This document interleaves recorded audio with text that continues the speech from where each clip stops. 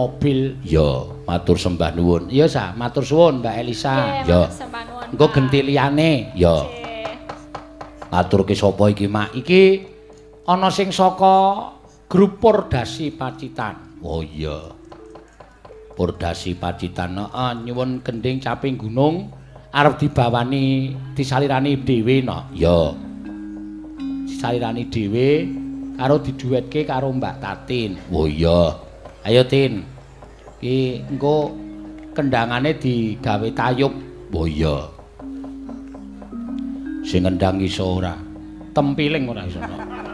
Apa-apa arti tempiling. Ayo. Ayo Tin. Ya.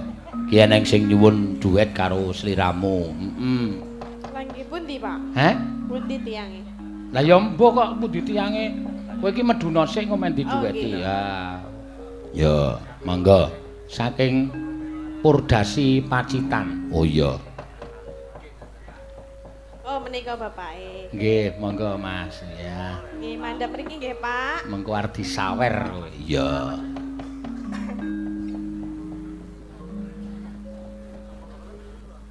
Kok kaya wis tau pris weruh takuna. Oh iya. Bismillahirrahmanirrahim. Nggih. Nggih, sugeng dalu, Bapak. Dalu, Namine sinten? nami kula Pak Kukuh Santoso. Pak Dukuh? Kukuh Santoso. Oh, Kukuh. Iya. Oh, ayu-ayu bosok.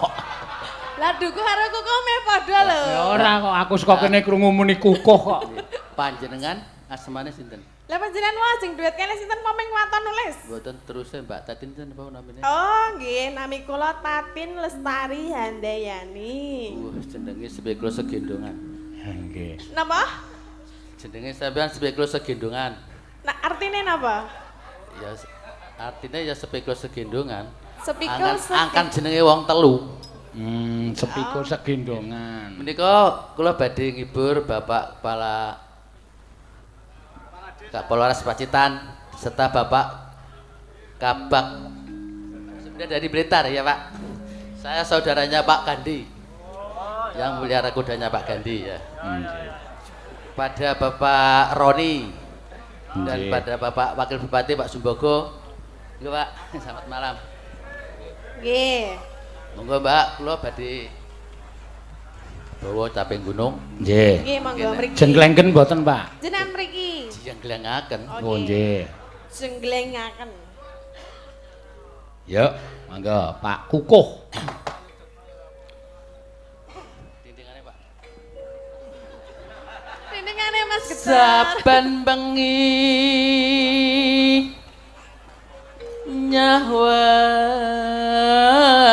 nyawang Elok lah.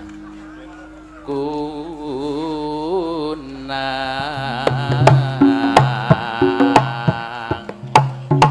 Yo.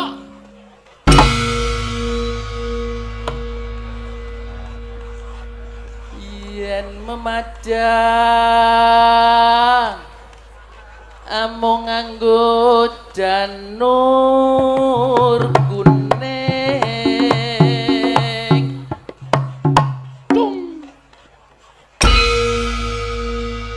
sayange mboten nggih gareng Pak nggih Napa? nek ngundang gareng nggih gayeng Gareng. gareng Semarang Wah niki. Niki lho Pak wonten 3 malah murah-murahan. ya ya menika gareng wayang Oh, gareng kersane? pelawak. Gareng Oh, dagelan. wah ngertiku kok ora ngertiku gareng wayang. Iya. Kembang wae weton-weton gunung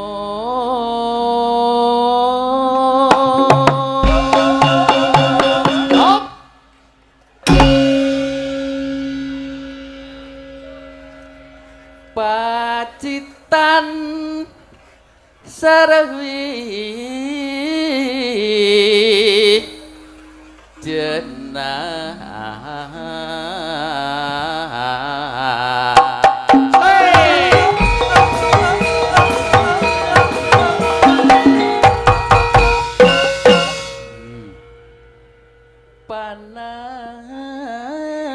panas udian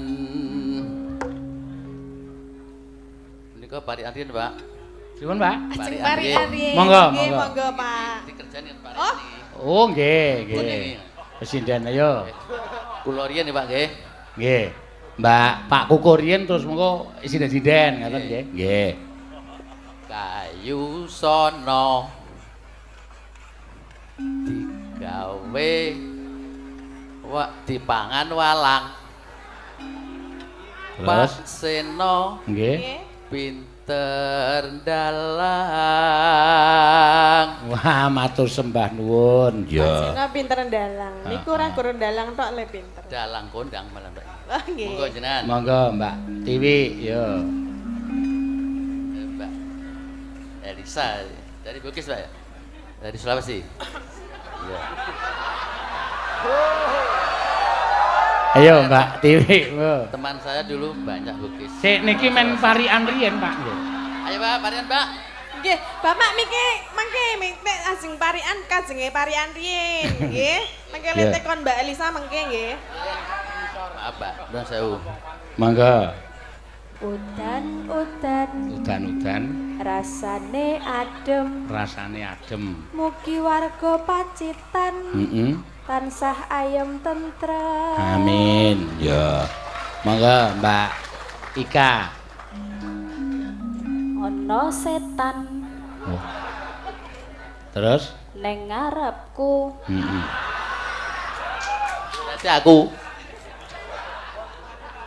mugi-mugi kota Pacitan Nggih. tambah maju. Amin. Mari jajare Mbak Elisa. Ya. Ana wong edan nglangi Loh. Terus? mugi Pacitan Heeh. kathah sing mengunjungi. Amin ya. Amin. Ayo Mbak Iin. Ya. In.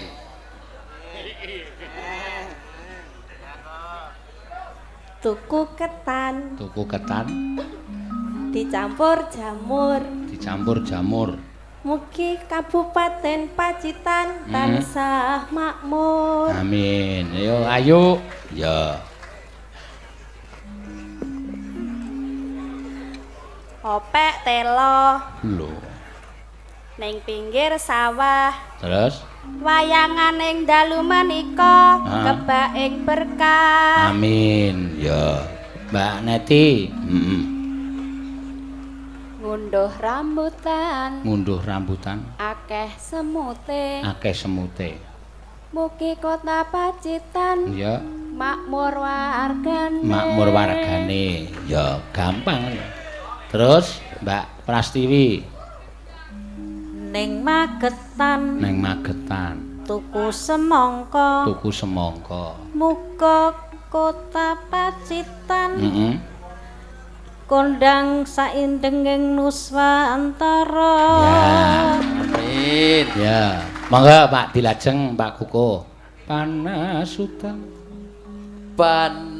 Panasudan, panasudan.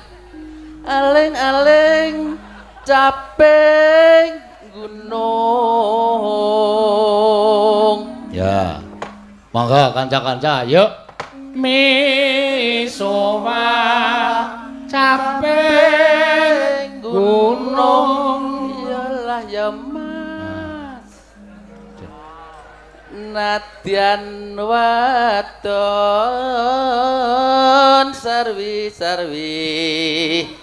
Sarwi. Woi. Yen arep dadi sinden.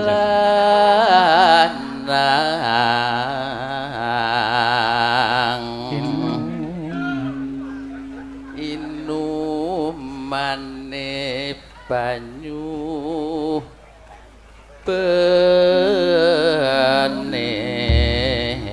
bening. Nggih, monggo. Yuk. Nggih, sinten kula, Pak? Oh, nggih.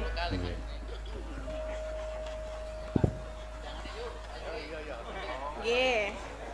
Dek jaman bareng jaman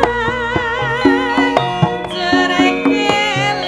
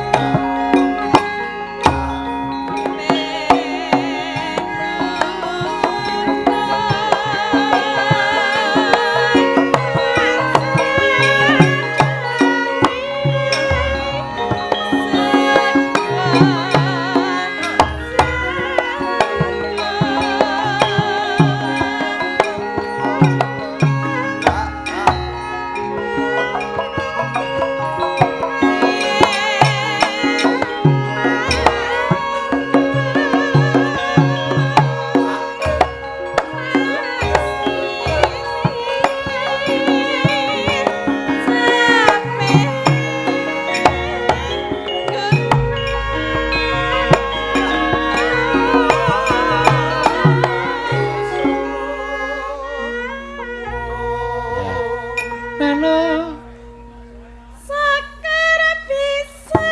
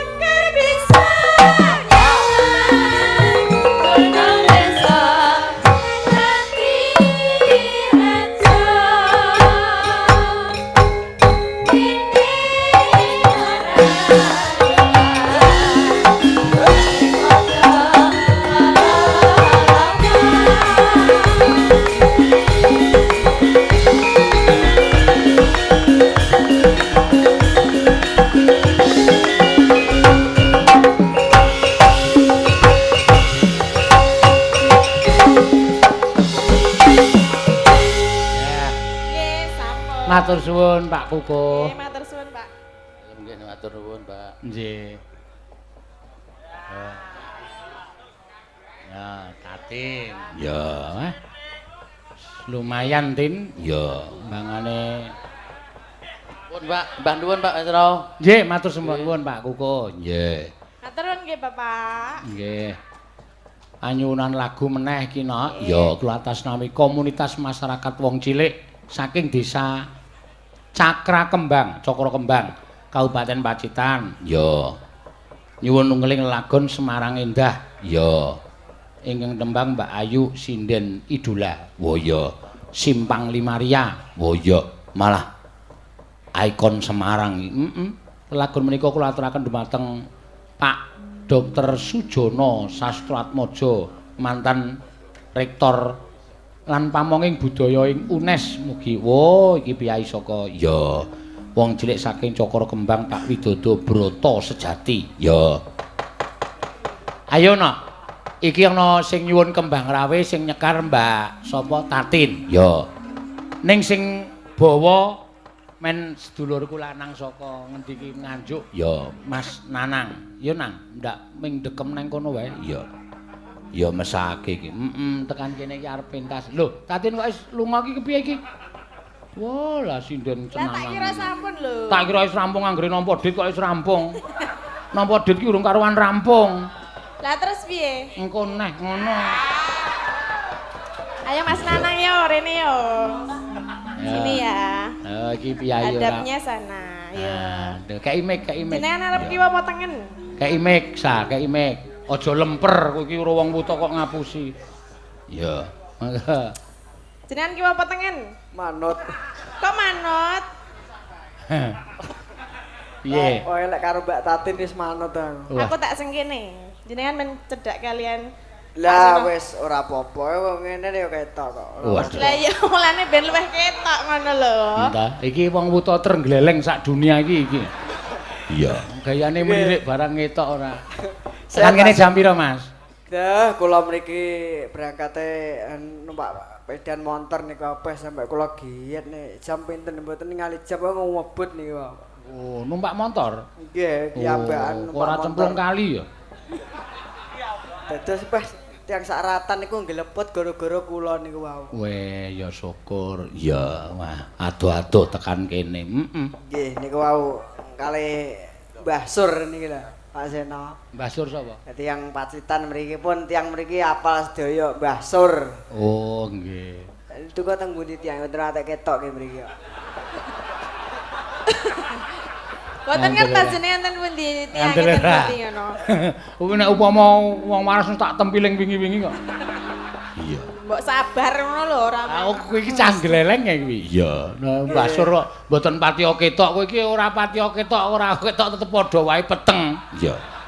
Dadak. Tapi alhamdulillah Pak Seno, Nggih. tasih diparingi sehat, Amin. kalih jenengan, kalih kanca-kanca. Amin nggih. Mriginipun warga masyarakat Pacitan mriki. Nggih. Wah, jan mboten umum sing delok ya Allah. Ngapa sing delok piye, Mas? Senajan udane ki meng los-losan istilah. Tapi alhamdulillah bareng terang piyuh kemeruyuk sing delok. Nang sisi endi, Mas? Sing kemriyuk ki mripate dirubung semut kuwi dadi. Lha kok ning kono. Oh, nang kono. Karo nang endi? Nang sisi kono karo nang sisi endi? Kono. Oh. Iya. Nggih. Mas Nanang, Nggih. niku Mbak Tatin arep nyekar kembang rawi to? Nggih. Sampeyan mang bawa slendro napa? Iya. Nah, Ngoten sampeyan- nggih. Nggih, sampeyan kudu iso. Manut mawon kula. Wah, iki lho. Piyayi nek pinter ngene iki ora pamer ning gleleng. Ah iya. Pun dadi kapak-kapakne manut. Paribasane kapejana nderek. Aja Ya ngono. aja lah. Aja dipejahi. Heeh. Sing nggo sinau. Iki nganu ngapunten Pak Seno nggih. Heeh. Kula bawane gubuk asmara mungkin tibane kembang rawe ngoten nggih. Ora apa-apa, ora masalah. Nggih, pokoke sing bawa anu sing slendro ngoten. Ya, nggih slendro. Ya. Nyingkar nyingkur. Oh, piye? Los tanpa nganggo rasa ndredeg. Wong dhek ya ora ngerti le ndelehke mik kecegaken apa ora iki rada. Ya ngertos to, Pak. Dadi mike dimut barang nyingkar. Ya ngertos. Ngertos apa wong nyatane ya keseron kok. Lah memang niku kula sengaja kok, Pak. Oh ya, ya wis. Aja dimut lho Mas Miki. Mboten. Kaya arep tok emplok. Ngapunten lho para rawuh niki suwantene elek pun dikeploki suwantase ajar ngeten niki. Gayane. Saestu. Heeh. Sampean kok seneng karo Mbak Tatin wis tau nganu apa? Wis tau mbayangke Mbak Tatin iki kaya ngapa? Apa jenengan seneng kalian kula napa? Ora Mas? maksude nek ndi kan mesti njaluke dhuwit karo kowe. Napa nggih? Dadi dhek tak takoni iso mbayangke Tatin iki bentuke kaya ngapa iki piye? Jal ngomong bentukku kaya Pripun nggih kula nek karani bentuk niku marahe selawas uripe mboten nate semerep gambar niku lho. Ya ngomong wae lho, nek Pak Istilah kat indil-indil nganti ondol-ondolne mboten nate semerep gambar niku lho. Lho, kan kok ya sampean iso mbayangke to? Nek Mbak Tatin niku nek menurut kula pribadi nggih, Pak. Heeh. Niku Mbak Tatin piyantune dhuwur, lemu, awake nggih seger ngoten. Wah, cocok ya, Tin. Piye? terus apa? Iki istilahnya cara rabuke olah ngono lho. Apa? Cara rabuke? Cara anu rabuke oleh ngono. Labu iki oleh nek dirap. Oh, Wah. subur ngono apa piye? Lah ya kuwi sing tak karepne. Apa kok? Jenengan tau ndemok aku urung ta? Aja sampe. Oh, aja sampe. Ngopo kok aja sampe ngopo? Lah sebabnya wis ana sing duwe to, Pak.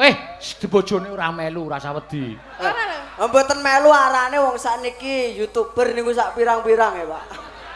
Lho Ora sampean iki maksudnya ngene lho Mas, ben jenengan ki mbuktekke tenan aku ki lemu apa kuwi? tangan bae, tangane ulungno, tanganmu ulungno, Tin. Tanganku. Heeh, Ya. coba.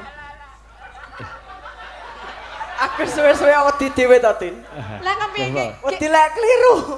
Ora nek kleru kok aku ngomong wis. bengok. Wis, ndang. Yo. Cek ngono. Kok aku suwe ya wedi. Oh, Aku suwe-suwe wedi dhewe aku. wedi ya?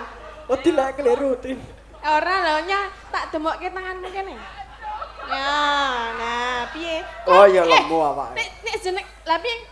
Nek Awake ngetarani lemu lho domongi kok lemu. kok dadak dingene-ngene ngapa? Ya anane tak ngono-ngonoke iki aku gemes karo dirimu. Aduh.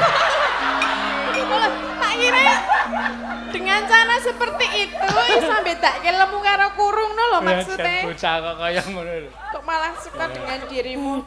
Piye rasane demok tanganku piye? Ya masih gini-gini aja. Oh ya masih. Lah maunya yang bagaimana? Ya wis ngono kan. Gak iso membayangkan aku. Ayo teruske. Wiwitane nyingkur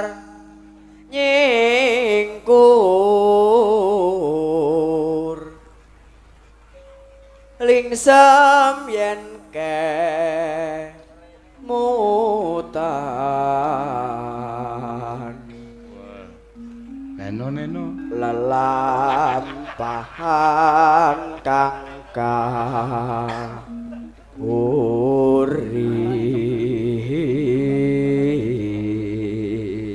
Aku kelingan biyen bapakku duwe penabuh ngene iki, rawruh ngene iki. Pengempul loro, tukang ngempul tukang gong. Urung gong digongi, gong. Mongko rawruh kabeh iki. Sing isi muni matamu kuwi. Dadi niku padha mereme pisu-pisuan. Lah kula niku anu lho, Pak. Niku aku sedinten napa istilahnya mumet kudu nesu mawon. Lah Lah ngopo, ngopo? Mas? Lah mung do anu iki tenanan aku ndak ngapus iki. Piye? PLN lho sampe tak amuk iki. Lah ngopo? Wong aku iki pasang listrik wis suwe lek ku nganu bayar kuwi entek akeh ya ora dikak-kakne iki. Ora duripke. Lah ternyata Tin. Dadi Tapi- ora diuripi ternyata bareng aku nuntut karo PLN sik to Mas. Sampeyan iki aja ngeyel wong sing ndak roh iki sampean kok ngeyel iki sing gak mekan iki dope sampean. Sing ora mempan ki dopmu. Lah nggih to. Nggih. Sampai kula dipisu-pisu kali PLN oh bentrah ya sing blawur ya sing nganu iki. Ha iso menawa iki aja sok kurang ajar wong sampean ki ora sadar nek ora. Tiwas ngamuki wong. Ora iki ngopo lho tangane dadak ngene-ngene iki ngopo? Gemes karo dirimu lak aku. Mbok anteng ngono lho. Lho nek gemes ngono kuwi ta. Wong kok kaya ngono. Kok kaya ngono iki piye? Posisi kok kata-katamu wong kok kaya ngono kaya weruh-weruh wae. Kaya ngene ayune kaya ngono ndahane bojo kaya ngene iki apa atiku. Lah pengen duwe bojo kaya aku. Gak wis. Ora lho, aku pengen bayangke nek dadi bojone jenengan terus lerek anu piye ora weruh iki. Oh lek arepe maksude lek arepe karon sih ngono to. Heeh. Lah kodene piye nek ngono iki? Yo digrayai teko baten karo anu. Karo tangane ngene-ngene kaya mau lho. Ngono lho. Kok dia nek kleru piye? Ya ora dihukum kok kleru. Iki malah lucu lho iki. Grayai kok kleru kok dukum ki cara ngendi? Oh, kleru dhewe kok. Ha iya. Kleru prai pasal nek kaya aku. Mangga teruske Mas. Tresno tulus nadyan ingku buk asmara. Ya, luar biasa Mas Nanang. Ya. Ngapunten lho Pak, tasih ajar pun dikeplok isin kula Pak. Ora apa-apa kaya iki kekagumaning para pamirsa karo Nggih, sampean. nggih. Ing atase sampean kuwi duwe cacat netra ning gelem nguri-uri karo budaya, gelem nguri-uri karo tembang-tembang. Ya, ngono ya, Mak. Mergane akeh sing mripate ora cacat ning ora gelem nguri-uri karo tembang-tembang kuwi ya pirang-pirang. Lah iki men do isin, kae wong ra weruh kok iso nembang, aku sing weruh apa-apa kok ora iso nembang. Ya, dadi pamecut. Sampeyan ajeng melu nembang kembang rawe napa lenggah? Nggih. Melu nggih. Ya panggah. Pokoke nek dirimu ada ngono aku ya panggah ada di hati. Iya. Kita kan selalu bersama ya. Ayo. Iya. Dunia milik kita berdua. Iya, Mas Nana. Wis nek kowe gelem wae Tin malah kowe engko nek anak-anak terwelu kok malah. Lah kok iso? Ayo cail sing lanange kementus kaya ngono, tembiling sisan kowe. Kempet sisan. Kowe ora malah mapan. Oh lah, bocahe pancen nakal kok. Ayo, Yo mangga kembang rawe yo.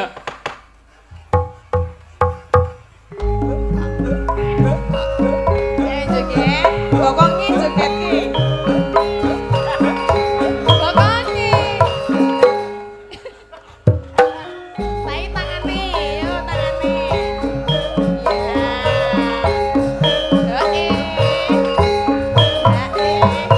Ya. Bob. Dosa kowe. Pripun to, Pak? Sing ngendang jaipong dosa. Lah ngapa? Ana wong kaya ngono kok dikendangi gedruk malah tangane kaya Oh, kados kum ana apa kados kemidi kethek ngoten. ngene to.